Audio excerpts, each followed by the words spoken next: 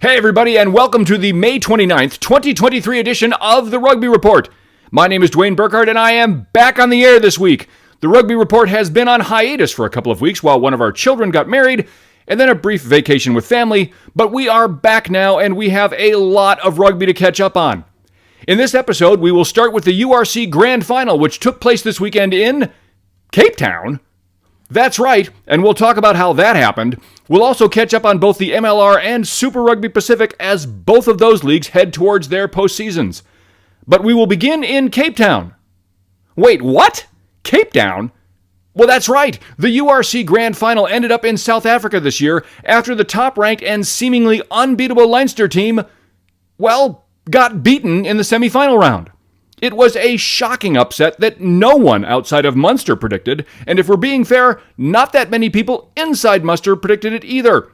But that's why they play the game, and the result meant a grand final between the defending champion DHL Stormers and the only URC team that they have never beaten.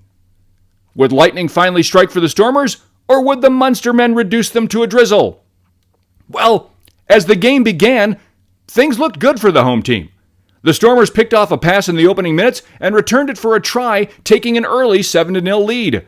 But the men from Munster were unfazed and went on to absolutely dominate the first half in pretty much every statistical way.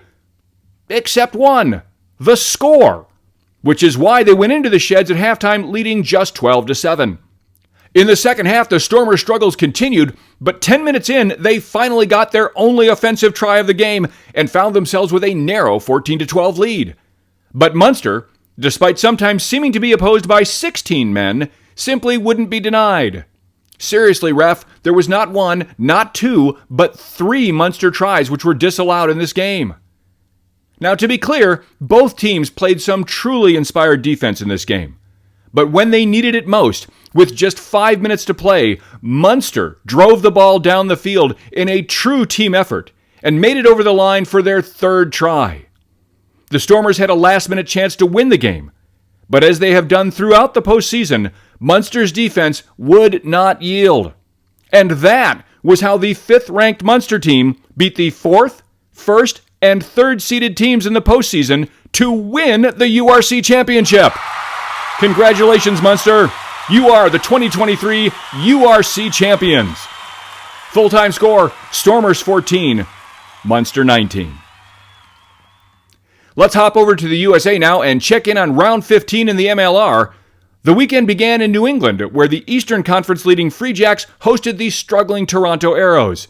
And while the result was predictable, it was not pretty. The full-time score, New England 57, Toronto 20. Next up, the DC Old Glory hosted the Seattle Seawolves, but it was not a great day for the Grand Old Flag, as the Seawolves doubled off and devoured DC. Full-time score, DC 19, Seattle 41. The third game of the weekend featured cats and dogs in Houston, as the SaberCats welcomed the Chicago Hounds to town. The Hounds have struggled in this, their inaugural season, but they had more game here than many expected. Still, in the end, it was the SaberCats who prevailed. The full-time score was Houston 40, Chicago 33. Finally, the Warriors hosted Atlanta in what was basically a must-win game for both teams struggling to make it into the postseason. The problem for Atlanta was that they were on the road, and frankly right now, Utah is simply a better team. Full-time score, Warriors 28, Atlanta 12. Now, as there normally is, there is one more game in the MLR this weekend, but it is literally in progress as we record this show.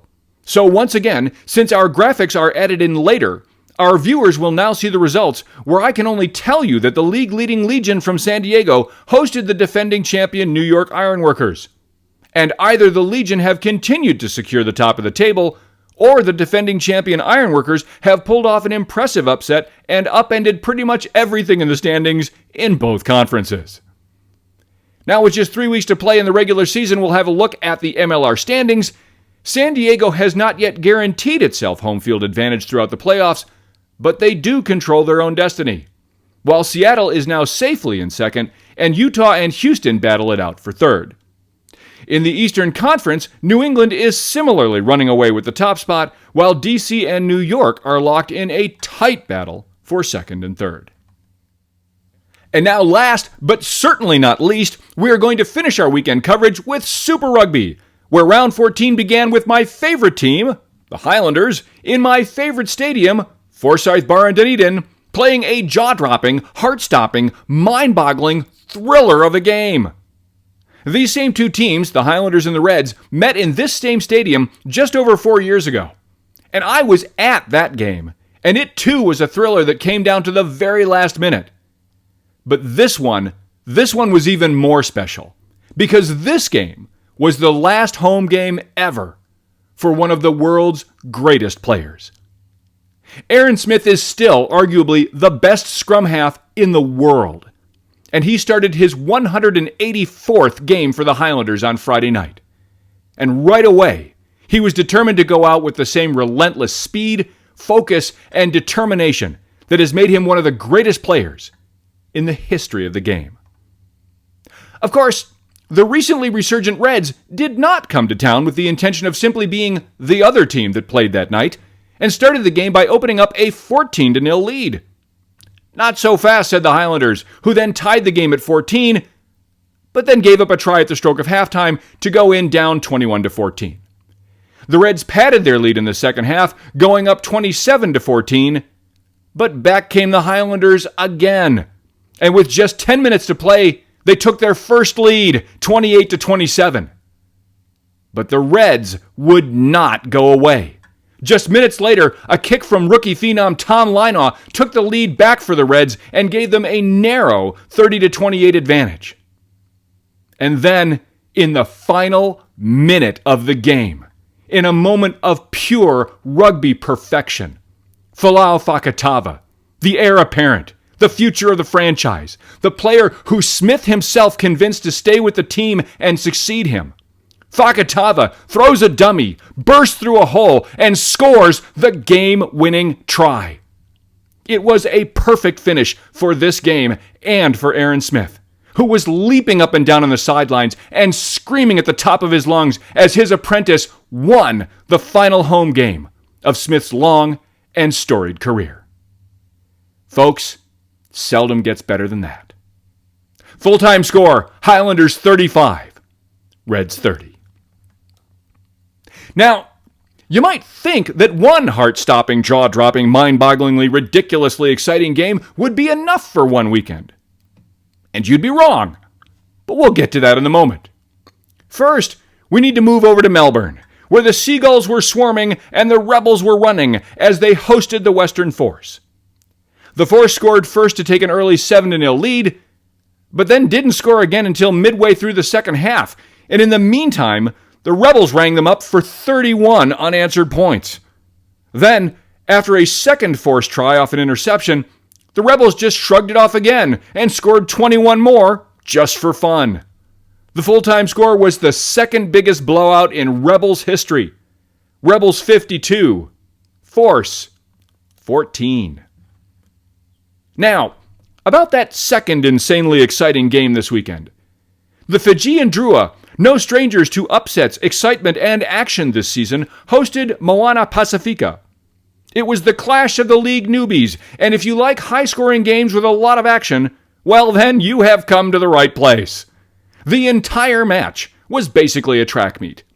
Pacifica started the scoring 7-0. Then the Drua answered with a trio of tries, and suddenly it was 21-7. Oh, and wait! We're only 15 minutes into the game! Moana then scored twice to make it 21-19, and then the teams traded unconverted tries so that they went into the sheds with Fiji leading 26-24 at the break. In the second half, the Drua exploded out to a 47-24 advantage, and it seemed like Pacifica was going down in flames again. But they chipped away, and chipped away, and chipped away, and suddenly, with barely a minute to play, they scored what looked to be the go-ahead score. But former Brumbies legend and current Moana fly half Christian Lealiafano just missed the conversion kick, and the hard-luck Pacifica were snake-bit yet again.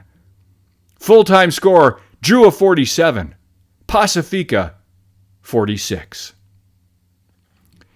Next up, we travel to Christchurch, where the now second-ranked Crusaders were hosting the suddenly red-hot Waratahs. The boys from Sydney came into this game on a 4-game winning streak, their longest in years. But none of those wins came against a team like the Crusaders. And on the road, against a really good team, well, the Taz just didn't have enough. And the Crusaders crushed them. Full-time score, Crusaders 42. Waratahs 18. We travel to Eden Park in Auckland for the next episode of Hold On to Your Butts action as the Blues hosted the Hurricanes in what was easily the rematch game of the year so far. The first game between these two teams was a barn burner that came down to the last second. And the first thing I'll note about this game is that the only reason that the barn wasn't still burning again was because it was a ridiculously wet night in Auckland. But it was, all the same, another insane matchup between two really good and evenly matched teams. Both teams played well in this game, but it was the Blues who took an early lead on the strength of 2 Mark Talia tries and then held on for the remainder of the first half, taking a 19-10 advantage into the sheds. In the second half, the Canes were game and closed to within 4, but then Talia completed his hat trick with a try where he beat 5 Hurricane defenders. But if you turned off the TV at that point, you missed quite a bit, because up-and-coming superstar Kenny Naholo responded with a neat try of his own to make it a 4-point game again. But then Rico Ioane, who has to be one of the most frustrated players in the league this year, got loose. And for the third time in the half, he made it an 11-point game. But then Kenny Naholo scored again, and the Canes were close again. But wait, Mark Talia then scored his 4th try. And that is finally the way it ended. Full-time score, Blues 36, Hurricanes 25, and Dwayne needs oxygen. And finally this weekend, the top-ranked Chiefs traveled to the frozen tundra of Canberra to take on the Brumbies, who were undefeated at home this year and were certainly anxious to forget last week's debacle against the Force. As I just noted, it was a cold night in the Aussie capital. In fact, it was the first Super Rugby game that I can remember ever seeing in below-freezing conditions. The Chiefs came into the game with some unhappy memories of GIO Stadium.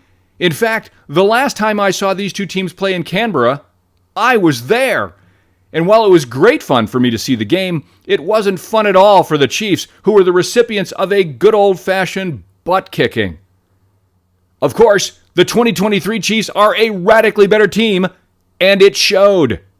The teams began by trading tries, but then the Chiefs scored 10 more and took a 17-7 lead into the break. It was a hard-hitting game that saw a number of big-name players go down, including, early on, Chiefs star scrum half Brad Weber, and we certainly hope that Brad is okay. But here's the thing about losing Weber now. When you have Cortez Rachima as your backup, well, that just changes the whole pace of the Chiefs' game. And the Brumbies just weren't able to adapt. The next thing you know, it was 31-7 Chiefs. The Brumbies did finally score again in what we in the USA call garbage time to make the final look closer than it was. But the full-time score was Brumbies 21, Chiefs 31. Checking in on my Super Rugby predictions for the first time in 3 weeks now. After 11 rounds, I was 47-13 overall. In round 12, I was 4-2, including the Chiefs' loss to the Reds, although I'm pretty sure that everyone got that one wrong. By the way, hats off to the Reds for coming up with a great game plan for the contest in Taranaki, although I still maintain that if that game had been played in Hamilton, the Chiefs would have won. In round 13, I was 5-1. My only miss was the inexplicable and bizarre decision by the Canberra Brumbies to disrespect the Force by resting an unusually large number of key players for the game. The Force responded by trampling the Brumbies and dropping them to third in the table. And finally, this week I was 6-0! Yay! My 4th perfect week of the season and my first in almost 2 months. Brings me to 62-16 overall. Let's have a quick look at the Super Rugby table now. The Chiefs are still in the driver's seat at the top of the table, with the Crusaders now pulling away in second. Only 1 point separates the Blues and Brumbies in 3rd and 4th, while the Hurricanes are now back a bit in 5th. The Waratahs are reasonably safe in 6th, but after that, the table gets really interesting, as just 3 points separate the next 5 teams who are competing for 2 playoff spots. Right now, the Reds are in 7th, and the Highlanders, on the strength of their gutsy win over the Reds this weekend, are in the last postseason slot. But with just 1 week to play, and the races are this close, well, pretty much anything can still happen before the end of the season. Round 15 in Super Rugby will begin in Auckland, where the Blues will take on my Highlanders. The Blues have struggled to be consistent, and the Highlanders are scrappy. But the Blues are coming down the stretch now and seem to be putting it together. My Highlanders are good, but on the road in Eden Park? I'd love to be wrong, boys. But until then, Blues win. Next up, the Brumbies host the Rebels in Canberra. The Rebels are coming off a big win, where the Brumbies are trying to shake off 2 losses in a row. And in this case, they will. The Rebels are, say it with me everyone, better than their record. But the Brumbies will win this game. Brumbies win. Game 3 of the weekend is by far the hardest one to call, as the Fijian Drua host the Queensland Reds. The Reds are finishing strong with rookie sensation Tom Linaw and scrum half Tate McDermott starting to gel. But the Drua have played some absolutely insane rugby at home this season, and they will be at home.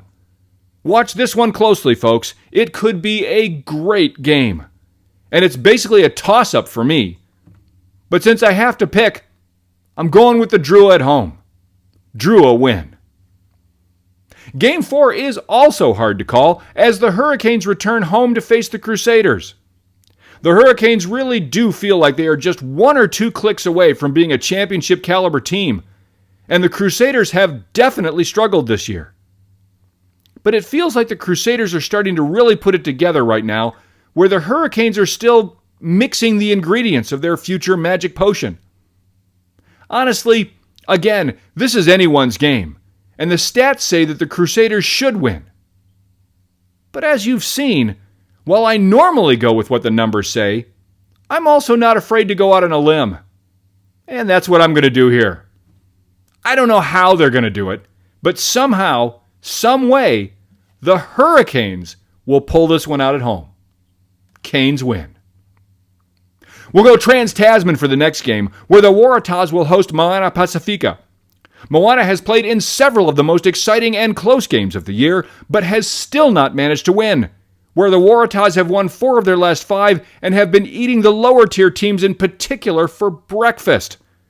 And Moana, well, they're at the bottom of the table. I like Moana, and they are due for an upset. But I just don't think they're going to get it in Sydney. Waratahs win. Finally, round 15 ends way out in Perth, where the Western Force will host the top-of-the-table Chiefs. The Force have actually pulled off a couple of upsets at home this year, including a shocker against the Brumbies 2 weeks ago. But unless the Chiefs make the same mistake that the Brumbies did and rest a whole grunch of starters, and I don't think they're going to do that, they will overpower the Force, and they will win this game. Chiefs win. Finally, I need to note that there was a major move in Super Rugby while I was away, as Nick White announced that he will be leaving the Brumbies and has signed with the Force next season. And I'll have more to say about exactly why the Brumbies let Nick White go, just as soon as I can figure out why the hell the Brumbies would let Nick White go. Also, in a related story, there is as yet no confirmation regarding whether or not Nick White's mustache is also headed to Perth, but we understand that separate negotiations are ongoing.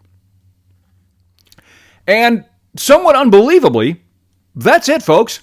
We have once again taken you around the planet and given you the Rugby Report. Thanks again for listening and or watching. Until next time, I'll be continuing my effort to put together the world's first professional hide-and-seek team. It's extremely challenging work, because the best players, they're really hard to find. See you next time.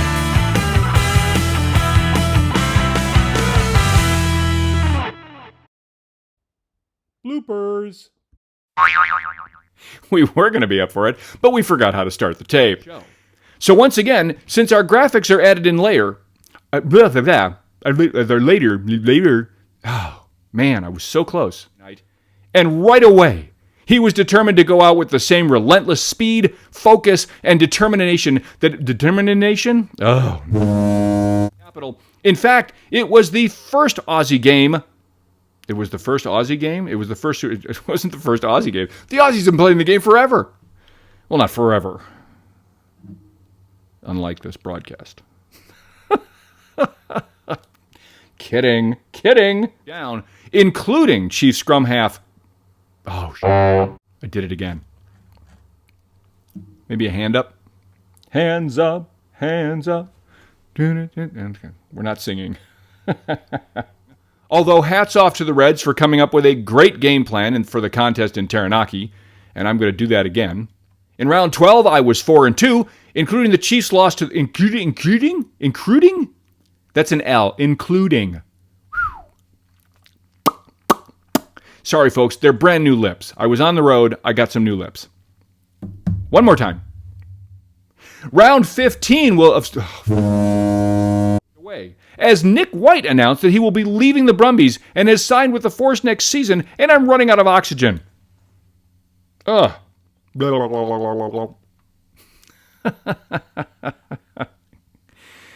sorry, that was juvenile.